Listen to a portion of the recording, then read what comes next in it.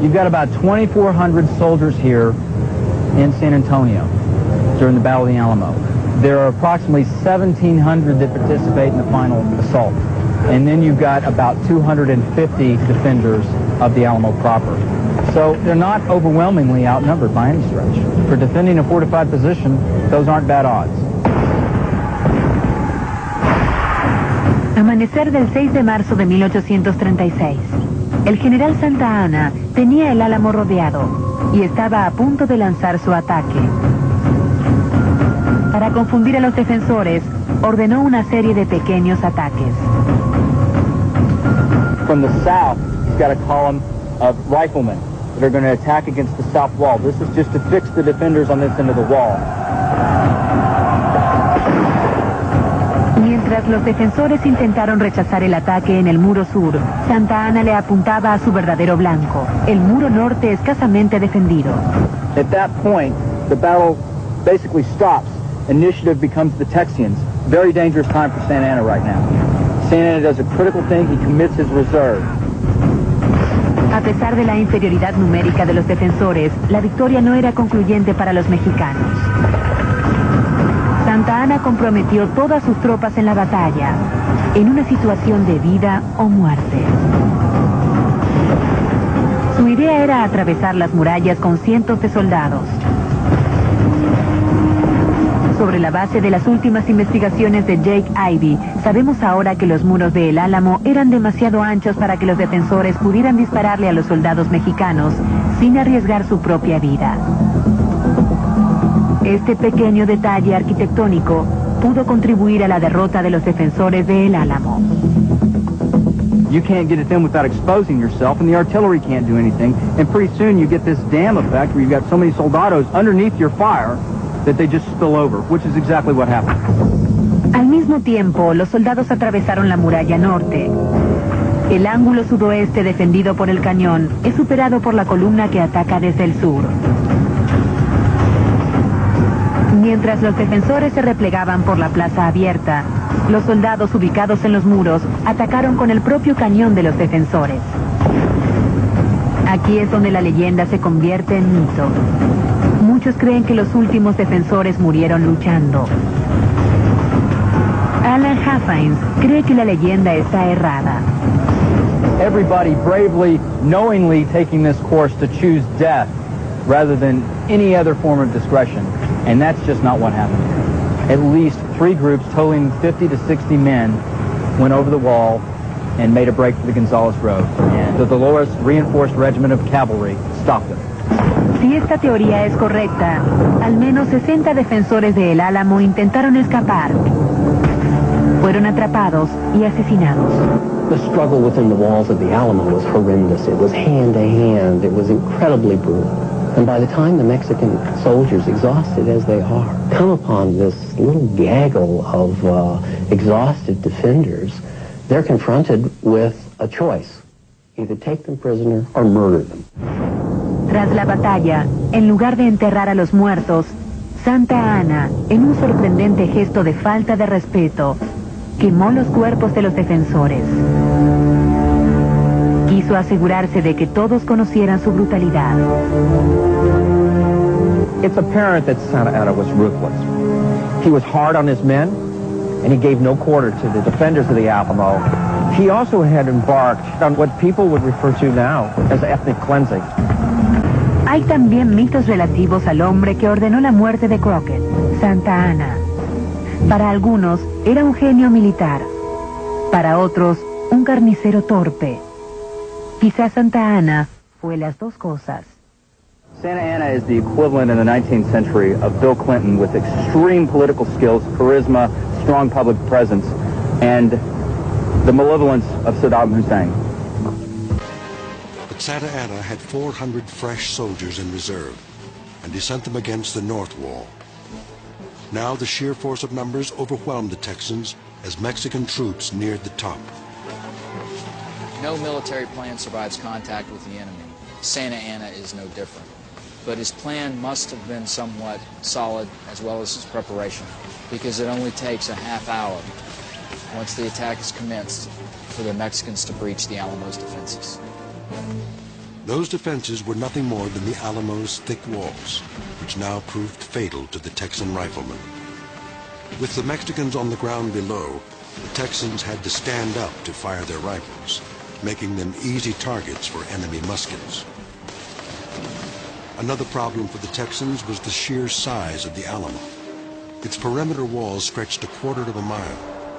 If the defenders were stationed evenly around the compound, there would be only one every 7 feet, a mere 33 on the north wall. But the Mexicans had more than a numerical advantage. The American version of the Alamo story often overlooks the professionalism of Santa Anna's army, perhaps the battle's most important factor. Texians brought a knife to a gunfight, and the Mexican army has been very active for about the past 18 months. They know what they're doing. It's a tough army to beat. Soon after the north wall defenses collapsed, the west wall was breached, and Mexican soldiers poured into the Alamo from two sides. ¡Están muertos! ¡Todos!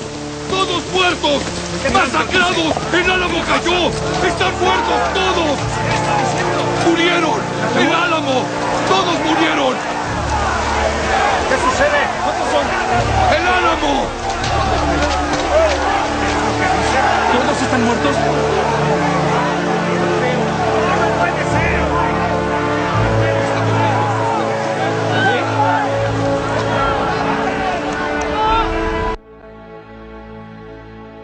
The distortion of Alamo history began even before the smoke had lifted from the battlefield.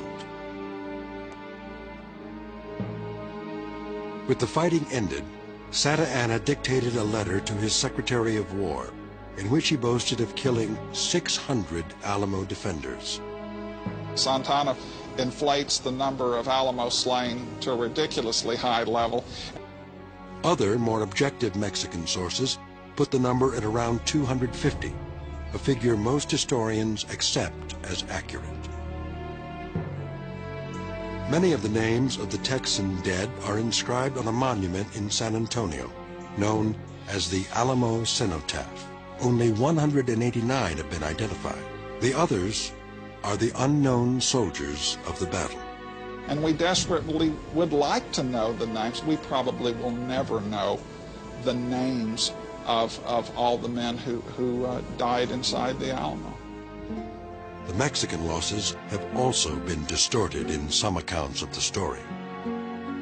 The numbers of Mexican casualties have been inflated to ridiculous levels in some pretty authoritative sources. Some people cite them as high as 1,500 casualties. That's ridiculous. So uncertain is the information that even professional historians do not agree on the Mexican dead. Known casualties number between 521 and 550. Santa Anna lost approximately half of the assault force. At the end of the day, on March 6th, there are 60 soldados that were killed.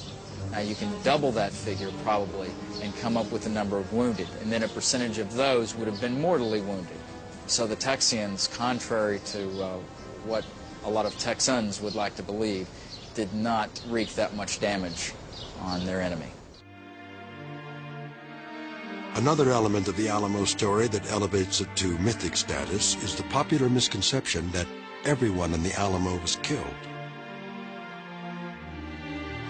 A few women and children who lived in some Alamo buildings were inside the walls and hid during the battle. They were not part of the defending garrison and were spared by the Mexican. Another survivor was Travis's slave Joe, who was returned to Travis's family in the United States. You have the mother of James Bowie, who replies that knowing her son James, he probably sat up in bed and killed at least 20 or 30 Mexicans with his Bowie knife. She said it, his mother, in Louisiana. Perhaps not surprisingly, it is Davy Crockett's death that has soared to the greatest mythic heights. Increasingly, however, historians are beginning to suspect that Crockett was actually captured alive at the Alamo and then executed. The story was told just that way by a Texan sergeant named Frank Dolson. As far as I'm concerned, the best evidence we have as to how Davy Crockett died comes from something that's usually referred to as the Dolson letter. Dolson was asked to serve as interpreter during the debriefing of a Mexican officer. According to Dolson, the Mexican officer witnessed the execution of prisoners following the Battle of the Alamo, and one of these prisoners was Davy Crockett. In the debriefing, the unnamed officer said that immediately after the Alamo battle, a Mexican general named Castrillon had taken 6 American prisoners.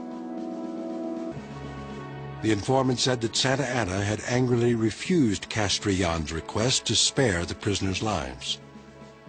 They were executed on the spot.